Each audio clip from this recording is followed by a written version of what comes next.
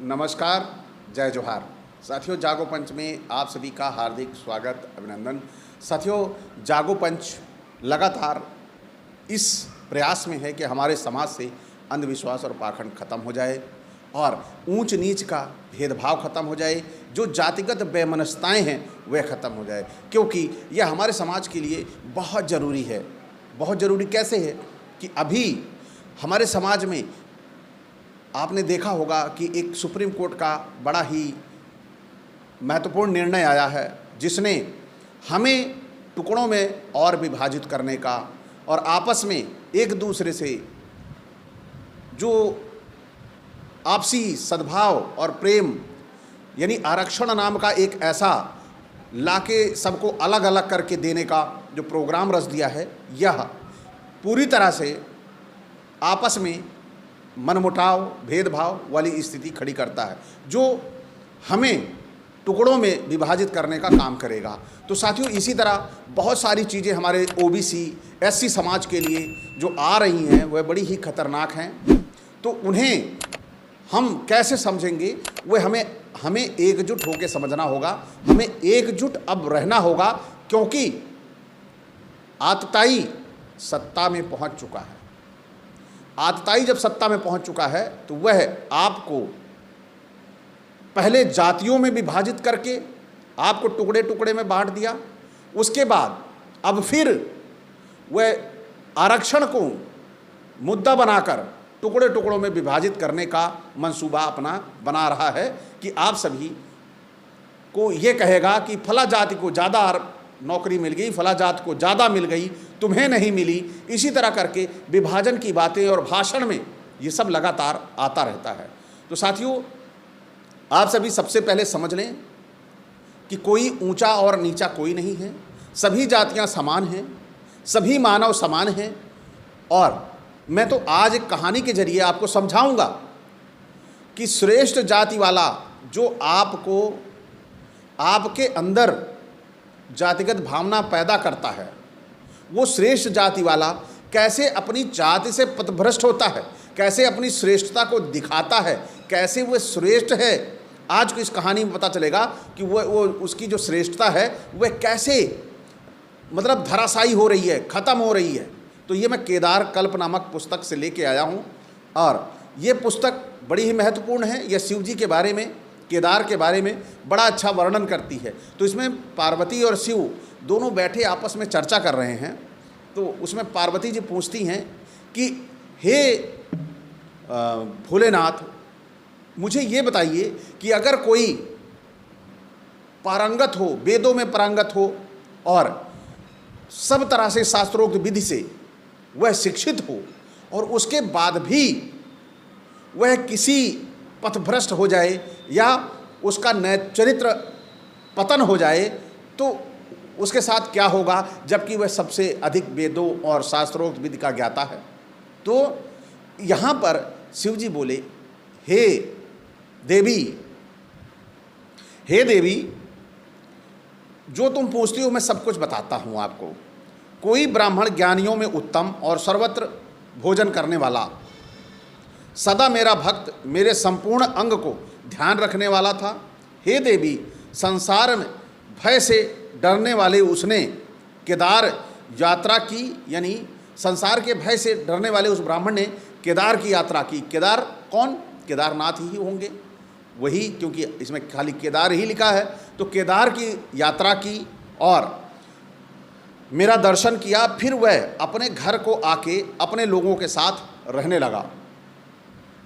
उसने जो यात्रा की उसके बाद लौट के अपने पूरे परिवार में जाके रहने लगा। कभी वह राज दरबार गया और राज दरबार में जाकर राजा को आशीर्वाद दिया, और आशीर्वाद देने के बाद वहाँ से बहुत सारा दान वान लेके अपने घर को आया।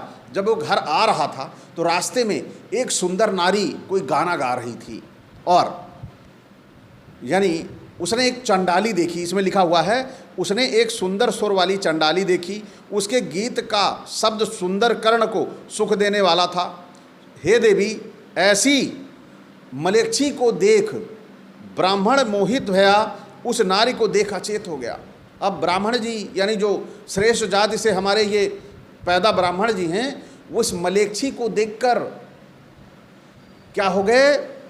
अचेत हो गए, मोहित हो गए। अचेत मतलब सुध बुध खो देना। अब एक श्रेष्ठ जाति वाला व्यक्ति जो बहुत ही बड़ा बुद्धिमान होता है, उसी को श्रेष्ठ बोलेंगे। अब इसे श्रेष्ठ कहेंगे आप कि एक मलेच्छी को देखकर इस बंदे को यह भी नहीं पता कि उसकी जाति क्या है। यह जाति में श्रेष्ठ है और वह मलेच्छी है, लेकिन यहाँ उसे जाति से मतलब नहीं था। उसकी सुंदरता ही कुछ ऐसी थी कि वह मंत्रमुग्ध हो, वहाँ पर अचेत हो गए कि अब तो जीवन इसके अलावा दूसरा नहीं है।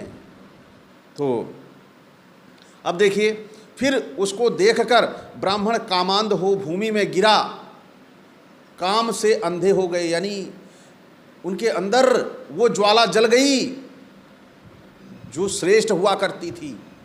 ये श्रेष्ठ जातियों की ज्वाला थी, कामांध हो गए। जाति जिनकी श्रेष्ठ थी इसलिए ये कामांध हो गए, और ये छोटी जाति वाले होते तो बेचारे कामांध न होते, उनकी हिम्मतें न लेती, क्योंकि यह गुण श्रेष्ठ जाति वालों का है, यह छोटी जाति वालों के गुण नहीं है। फिर भूमि में गिरा, जब गाना बंद हो गया तो राजे लोग अपने अपने घर को चले आए। अब वो उठे, होश आया तो उठे। ब्राह्मण उसी राह पर मलेच्छी के घर गया और उसको अपनी भार्या बनाने के लिए अनुनय विनय करने लगे कि हे देवी, मेरी पत्नी बन जाओ, मैं तुम्हारे साथ रहना चाहता हूँ। अब यहाँ पर ये श्रेष्ठ जाति के ना होते तो ऐसा इनके करने के अंदर हिम्मत ही ना होती। यही है श्रेष्ठ जाति के लोगों के गुण और श्रेष्ठ जाति के लक्षण। अब इसे ये मत कहिएगा कि यह पथभ्रष्ट हो गया था, यह ऐसे हो गया था, वह वैसे हो गया था। यहाँ पे स्पष्ट है कि सभी मानव समान हैं, और समान ना होते तो ये श्रेष्ठ बुद्धि वाला जो जाकर मलेच्छी के यहाँ घुटने टेक दिया कि नहीं तुम मेरी भार्या बन जाओ, तुम मेरी पत्नी बन जाओ, और मलेच्छी जाति के होते हुए भी, और मलेच्छी जाति मुझे नहीं मालूम किसे कहते हैं, लेकिन मैं जानता हूँ कि मलेच्छी जब वहाँ चांडाली कह दिया तो यहाँ मलेच्छी कह दिया, तो इसका मतलब है कि कोई बहुत ही ज़्यादा नीचे जो इन लोगों ने बनाया है वो वहाँ पे उस जाति से संबंधित है। तो अब क्या बोला, उसे अपनी भार्या बनाने के लिए कहने लगा। तो मलेच्छी बोली कि ब्राह्मण का सा दिखता है, यह तुम्हारा कहना बहुत बुरा है। तुम सब वर्णों में श्रेष्ठ और सर्वशास्त्र को जानने वाले हो, कि तुम ब्राह्मण हो, सर्वश्रेष्ठ हो, वर्णों में सबसे ऊंचे हो, काहे को ऐसा कर रहे हो? तब हमारे ब्राह्मण महोदय बोले, क्या बोले, और वो ही बोल रही हैं कि मैं सबसे नीच हूँ, तुम ब्राह्मण सबके गुरु हो, मैं मलेच्छी हूँ, मेरे साथ प्रसंग नहीं करना, मैं मलेच्छी, तुम ब्राह्मण। ब्राह्मण बोला, हे प्रिय, अब देखिए, अब आपको यहाँ पर उदाहरण मिल रहा होगा कि श्रेष्ठ जाति वाला समझता है अपनी ज़रूरत को, वह अपनी ज़रूरत को समझता है कि इस जाति से जाने में मुझे जब प्रेम है तो मैं अपना प्रेम प्राप्त करूं, सुंदरता को प्राप्त करूं। यहाँ पर जाति कोई नहीं होती, यह समझ में आ रहा होगा आपको। फिर इस समय मेरे साथ विवाद नहीं करना, दोष सब शरीरों में है, दोष सब शरीरों में है, कहकर कामलुब्ध और मीठी बात बोलने वाले ब्राह्मण ने बड़े आदर से उसको अपने वश में किया, उसके घर में जाके वास किया। सर्व लक्षण संपन्न मलेच्छी उसकी स्त्री हो गई। अब यहाँ पर वह उसको पत्नी बना लिया, और कैसे अपनी मीठी बातों से उसको ठगा। यहाँ पर जातिगत श्रेष्ठता साफ साफ आपको दिख रही होगी कि ये श्रेष्ठ कैसे हैं, कि एक नारी को कैसे इन्होंने बहला फुसलाकर अपने बस में कर लिया। यही जातिगत श्रेष्ठता है, और यही ये भी सिद्ध करता है कि कोई जाति से ऊंचा नीचा नहीं होता, क्योंकि एक श्रेष्ठ जाति वाला जिसे सबसे बुद्धिमान प्राणी कहा गया, वह कैसे ऐसे चरित्रहीन बन सकता है? तो वह चरित्रहीन नहीं है, जाति से श्रेष्ठ भी है तो वह बुद्धिमान है। अब बुद्धिमान होते हुए ऐसी गलती करेगा, ये गलती नहीं थी। वह जानता है कि यह निर्माण तो उसने ही किया है ऊंच नीच का। आज उसने देखी सुंदरता, और वो सुंदरता उससे हट जाए, ये कैसे हो सकता है, श्रेष्ठ जाति का के पास ही श्रेष्ठ सुंदरता भी रहेगी, ये आपको समझ में आ रहा होगा। तो कैसे उसके जाल में फंसे, कैसी उसकी सुंदरता थी, ये भी लिखा गया है। ये हमारे आपके पुरखे नहीं लिख पाएंगे। जो हमारे आपके पुरखे हैं यानी ओबीसी एससी के पुरखे ऐसी कहानियाँ नहीं लिख पाएंगे। ऐसी कहानियाँ लिखने वाले ही इस केदार कल्प पुस्तक के लेखक ने कितनी मज़ेदार बातें आपको बताई है, कैसे वो उसके जाल में फंसे।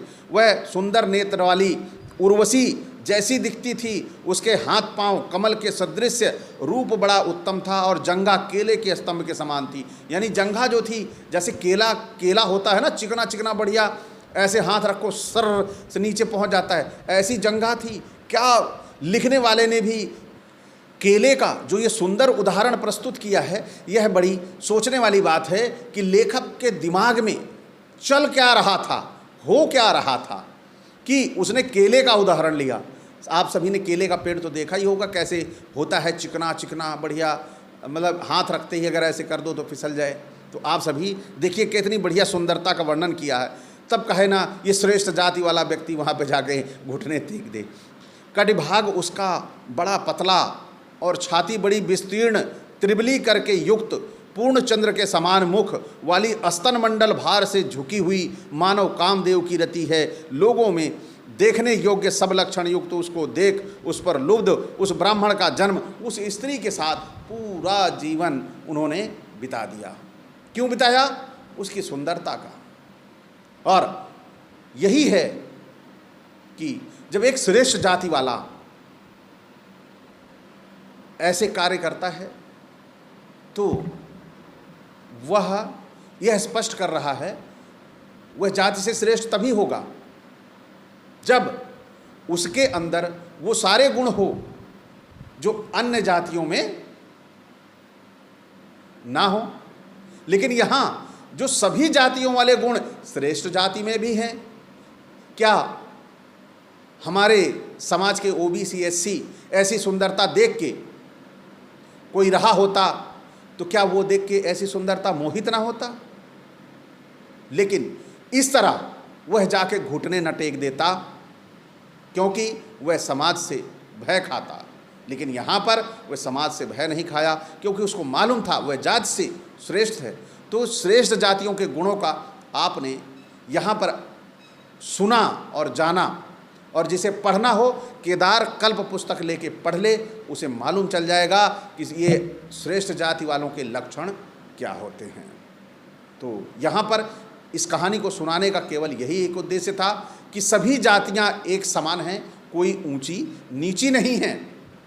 हाँ, सभी में गुण अलग हो सकते हैं। तो गुण अलग होने का मतलब ये नहीं है कि गुण अलग हो गया है तो वह गुण के अनुसार ही उसको हम तुच्छ मान लें और नीच मान लें। ये आधार कभी नहीं हो सकता, क्योंकि आज तो साइंस ने भी सिद्ध कर दिया है कि जब सबके ब्लड एक दूसरे को लग जाते हैं तो सभी जातियां एक ही हैं। और जिसके अंदर ये जातिगत दंभ भरा है कि मैं जाति से श्रेष्ठ हूँ, उनके लिए आज बड़े बड़े उदाहरण भी सामने हैं। सबसे ज़्यादा निकृष्ट कार्य श्रेष्ठ जातियों में मिल जाएंगे, ये आप सभी को देखने को मिलता है। और श्रेष्ठ जाति अगर निकृष्ट कार्य करती है तो वो श्रेष्ठ नहीं, तुच्छ जाति कहलाने योग्य है। तो ऐसी कहानी सुनकर आपको एक तो शिक्षा मिलती है कि जातियाँ बनाने वाले ने ही सुंदरता देख के सबसे नीचे की जाति को अपनाने का पूरा प्रण निश्चय कर लिया, उसे बहला फुसला कर अपनी मीठी भाषा में उसे अपना बना लिया। और तो यहाँ पर जिसने श्रेष्ठ जाति है उसको पता है कि जातियाँ मैंने बनाई है, इसलिए उसने अपना लिया, उसको सच्चाई पता है। तो उसी सच्चाई को आप सभी भी जानें और आपसी मतभेद, जातिगत वैमनस्यता, ओबीसी एससी वाले ख़त्म करके एकजुट हों, जिससे हम वापस अपने भारत को सोने की चिड़िया बना सकें। तो साथियों, इसी के साथ मैं आपसे विदा लूँगा और इसी एक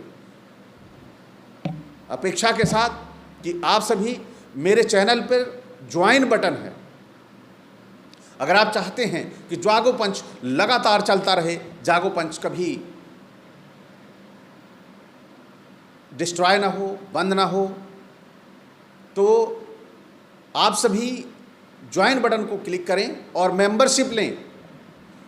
जब मेंबरशिप आप ले लेंगे तो मुझे भी ये एहसास होगा कि मेरे साथ बहुत सारे भाई लोग ज्वाइन हैं, वो चाहते हैं कि जागो पंच लगातार चलता रहे।